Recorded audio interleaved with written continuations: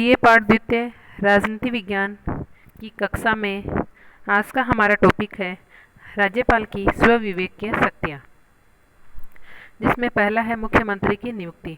राज्यपाल का पहला कार्य मुख्यमंत्री की नियुक्ति करना है। यदि राज्य की विधानसभा में किसी एक राजनीतिक दल को स्पष्ट बहुमत प्राप्त है और बहुमत वाले राजनीतिक दल ने अपना नेता चुन लिया है, तो राज्यपाल के लिए जरूरी हो जाता है कि वह उसी व्यक्ति को मुख्यमंत्री पद पर नियुक्त करे। लेकिन यदि राज्य की विधानसभा में दलीय स्थिति स्पष्ट नहीं है या बहुमत वाले दल में नेता पद के लिए एक से अधिक दावेदार हैं, तो इस संबंध में राज्यपाल स्वविवेक का प्रयोग कर सकता है। ऐसी स्थिति में स्वयं राज्यपाल के द्वारा ही यह निर्णय किया जाएगा कि किस व्यक्ति के नेतृत्व में स्थायी सरकार का गठन हो सकता है। व्यवहार के अंतर्गत भी ऐसी कुछ स्थितियां आई है जबकि राज्यपाल ने स्वविवेक से मुख्यमंत्री को नियुक्त किया। दूसरा है मंत्रिमंडल को भंग करना। राज्यपाल को यह भी स्वविवेक शक्ति प्राप्त है कि वह मंत्रिमंडल को अपदस्थ कर राष्ट्रपति से सिफारिश करे कि संबंधित राज्य में राष्ट्रपति शासन लागू कर दिया जाए। राज्यपाल के द्वारा कई परिस्थितियों में मंत्रिमंडल को अपदस्थ किया जा सकता है।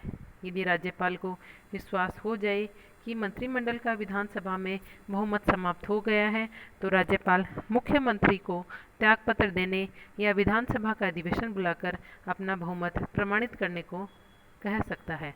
ऐसी स्थिति में यदि मुख्यमंत्री अधिवेशन बुलाने के लिए तैयार न हो, तो राज्यपाल मंत्रिमंडल को पदच्युत कर सकता है। और यदि किसी मंत्रिमंडल के प्रति विधानसभा में अविश्वास का प्रस्ताव पारित हो जाने पर मंत्रिमंडल त्यागपत्र न दे, तो राज्यपाल उसे पदच्युत कर सकता है। यदि मंत्रिमंडल संविधान के अनुसार कार्य न कर रहा हो या उसकी नीतियां से राज्य या देश को खतरा हो, तो उसके द्वारा केंद्र और राज्य में संघर्ष की स्थिति को जन्म दिया जा रहा हो, तब भी मंत्रिमंडल को पदच्युत किया जा सकता है। यदि स्वतंत्र ट्रिब्यूनल द्वारा मुख्यमंत्री को भ्रष्टाचार के आरोप में दोषी घोषित किया गया हो, तो भी राज्यपाल उसे पदच्युत कर सकता है। अगला है विधानसभा का अधिवेशन बुलाना। सामान्य रूप से राज्यपाल मुख्यमंत्री के परामर्श पर विधानसभा का अधिवेशन बुलाता है, किंतु असाधारण परिस्थितियों में राज्यपाल स्वविवेक से भी विधानसभा का अधिवेशन बुला सकता है।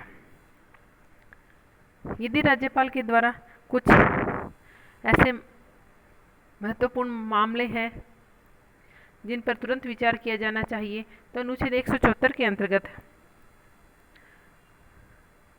वह विधानसभा के अधिवेशन की कोई भी तिथि निश्चित कर सकता है। इस संबंध में वह मुख्यमंत्री के परामर्श को मानने के लिए बाध्य नहीं है, चाहे मुख्यमंत्री को विधानसभा के बहुमत का समर्थन प्राप्त हो।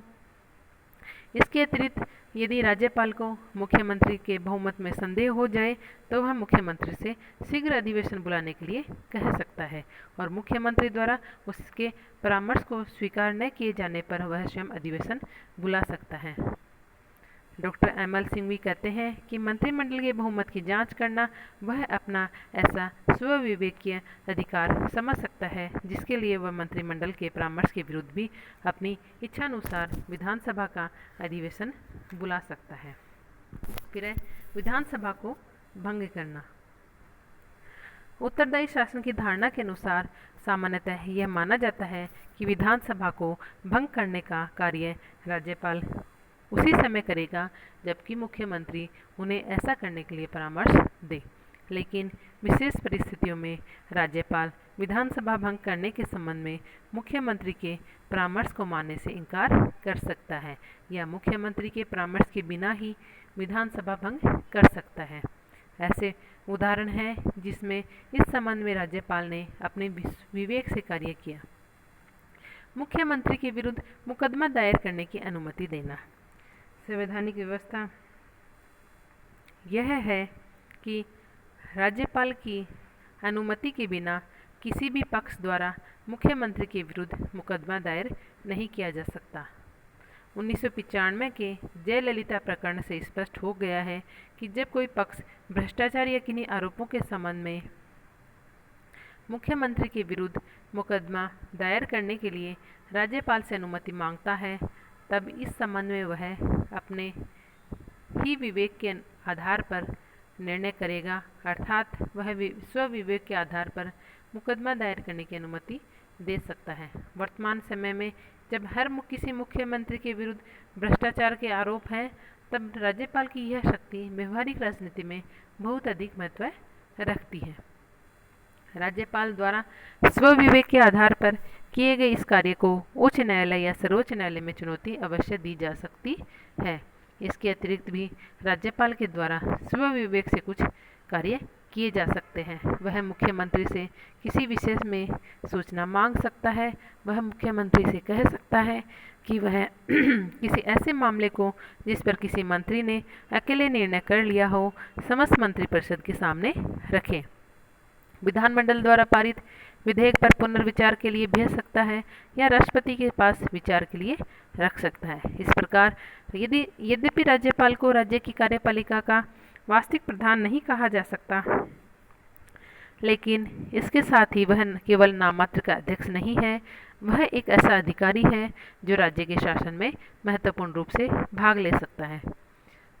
अगला हम पढ़ते हैं, राज्यपाल केंद्रीय सरकार के प्रतिनिधि के रूप में। भारतीय संविधान के अंतर्गत राज्यपाल की दोहरी भूमिका है। प्रथमतः वह राज्य का प्रधान है और दूसरा वह भारत में संघीय सरकार का अभिकर्ता या प्रतिनिधि है। संविधान निर्माता भारत में एक ऐसी संघीय व्यवस्था स्थापित करना चाहते थे जिसमें सहयोगी संघवाद की धारणा के आधार पर केंद्र और राज्य में सद्भावनापूर्ण संबंध स्थापित हो सके और प्रशासनिक एकरूपता तथा राष्ट्रीय एकता के लक्ष्य को प्राप्त किया जा सके। उसके द्वारा राज्यपाल के पद की व्यवस्था इस लक्ष्य की पूर्ति के लिए एक साधन के रूप में की गई। भारतीय संविधान के अंतर्गत केंद्रीय सरकार और राज्य सरकार के बीच सद्भावनापूर्ण संबंध स्थापित करने की आवश्यकता पर बल दिया गया। अनुच्छेद 256 और 257 में कहा गया है कि इस दृष्टि से केंद्रीय सरकार राज्यों की कार्यपालिका को आवश्यक निर्देश दे सकती है। केंद्रीय सरकार द्वारा राज्य सरकारों को राष्ट्रीय महत्व की सड़कों, संचार साधनों की रक्षा का भार सौंपा जा सकता है। अनुच्छेद 258 के अंतर्गत केंद्र सरकार अपने कुछ प्रशासनिक कार्य भी राज्य सरकार को हस्तांतरित कर सकती है। राज्यपाल का यह कर्तव्य है कि वह देखे कि राज्य सरकार इन आदेशों की पालना कर रही है अथवा नहीं। राज्य का मंत्रिमंडल राज्यपाल को राष्ट्रपति के निर्देशों के विरुद्ध कार्य करने की सलाह देता है और वह इस प्रकार की सलाह को अस्वीकार कर सकता है। राज्य सरकार को राष्ट्रपति के निर्देश मानने के लिए बाध्य कर सकता है। यदि राज्य मंत्रिमंडल केंद्रीय सरकार के निर्देश के अनुसार कार्य नहीं करता है तो राज्यपाल मंत्रिमंडल को चेतावनी दे सकता है तथा इसे संविधान के विरुद्ध कार्य मानकर अनुच्छेद 356 के अंतर्गत राष्ट्रपति को संवैधानिक संकट की रिपोर्ट दे सकता है। केंद्रीय सरकार के प्रतिनिधि के रूप में राज्यपाल का दूसरा महत्वपूर्ण कार्य राज्य के संबंध में समय समय पर राष्ट्रपति को रिपोर्ट भेजना है, जिसमें उनके द्वारा अपनी ओर से सुझाव भी दिए जा सकते हैं। अनुच्छेद 200 के अनुसार राज्य विधानमंडल द्वारा पास किए गए किसी विधेयक को राज्यपाल राष्ट्रपति की स्वीकृति के लिए सुरक्षित रख सकता है। उदाहरण के लिए संपत्ति के अनिवार्य अधिग्रहण या उच्च न्यायालय की शक्तियों को कम करने से संबंधित विधेयक राज्यपाल के द्वारा राष्ट्रपति की स्वीकृति के लिए सुरक्षित रखे जाएंगे। राज्यपाल इस संबंध में स्वविवेक से ही कार्य करता है। अनुच्छेद 213 के अनुसार राज्यपाल को अध्यादेश जारी करने का अधिकार दिया गया है, किंतु उसे कुछ विषयों के संबंध में अध्यादेश जारी करने के पूर्व राष्ट्रपति की स्वीकृति लेनी होती है। आज के लिए इतना ही। Thank you so much.